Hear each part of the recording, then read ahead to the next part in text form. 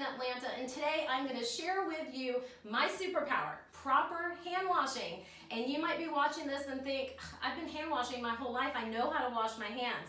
But let me tell you, there is an important distinction to be made between hand washing and proper hand washing. I just want to note that right now there is a lot of buzz about coronavirus, and for good reason, but I want everyone to keep in mind that every single year the flu is killing thousands of people. So while everyone's focused on coronavirus, I see this as an opportunity to teach you how to properly wash your hands so that you stay safe and healthy no matter what's going on in the environment. I did say at the beginning of this video that I was going to make the distinction between hand washing and proper hand washing, and you will see as I go along step by step in CDC's 5-step hand washing process that there are many ways to get hand washing wrong. And studies have been conducted of adults that show that only between 40 and 60% of adults wash their hands after they use the restroom.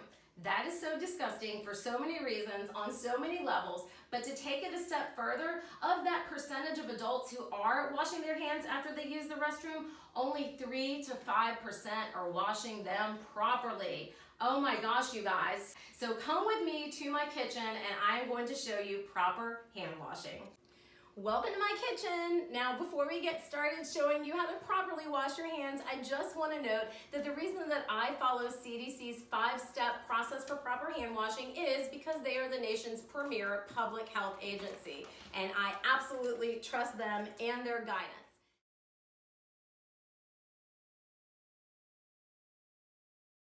Now, to get started, step 1 of proper hand washing is to wet your hands. And this sounds really simple, but this is the step that most people get wrong. So if you're in public, in a public restroom, usually what you see people do first is to apply soap to their hands. Then they wet them, and then they actually start washing them. If you are washing your hands in running water before you have given that soap a chance to do what it needs to do, you are not killing germs. So the very first thing you want to do is wet your hands. After you wet your hands, you want to immediately pull them out of the water.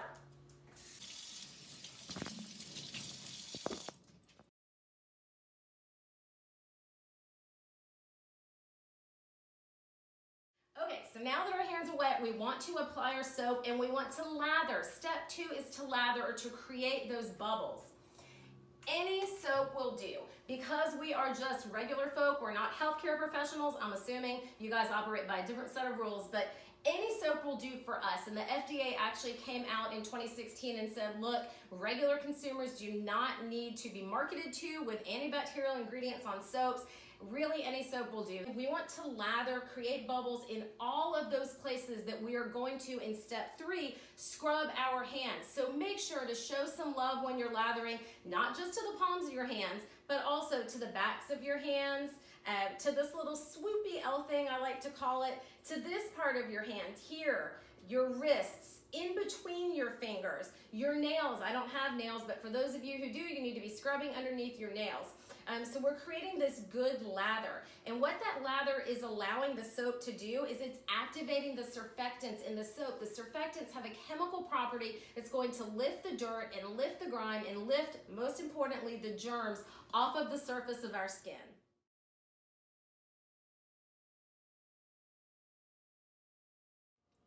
So now that you have a good lather going, now that we can see those bubbles, we want to use our hands as tools, and step 3 is to scrub.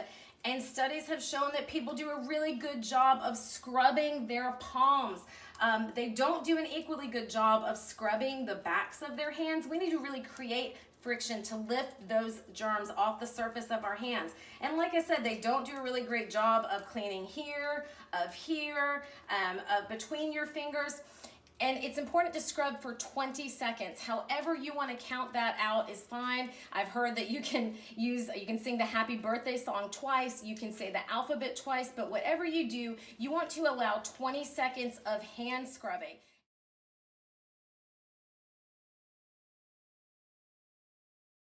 So now step 4 is we are going to rinse our hands. Very simple. As we're rinsing our hands, we are also rinsing off the germs and the dirt and the grime that those surfactants in the soap have pulled off. It's important to get a good rinse because if the soap is going down the drain, so too are the germs going down the drain. Now we want to pull our hands out of the water and move on to step 5.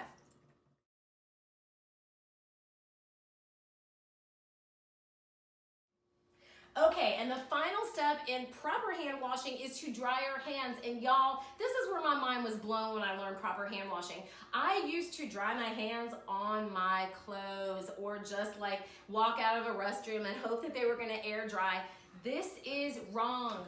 The science shows us that wet hands tend to pick up and deposit germs more readily than dry hands. So what if you're in a public restroom, you just did a great job of washing your hands, and then you're touching that door at Target or you're touching that door at Nordstrom with wet hands? Well, guess what? You just picked up germs. We want to dry our hands on a paper towel if it's available, on a regular towel if it's available. If nothing is available, we want to air dry our hands. We do not want to wipe them on our dirty shirt or our dirty jeans. And this is where a lot of people go wrong if you observe people in public restrooms.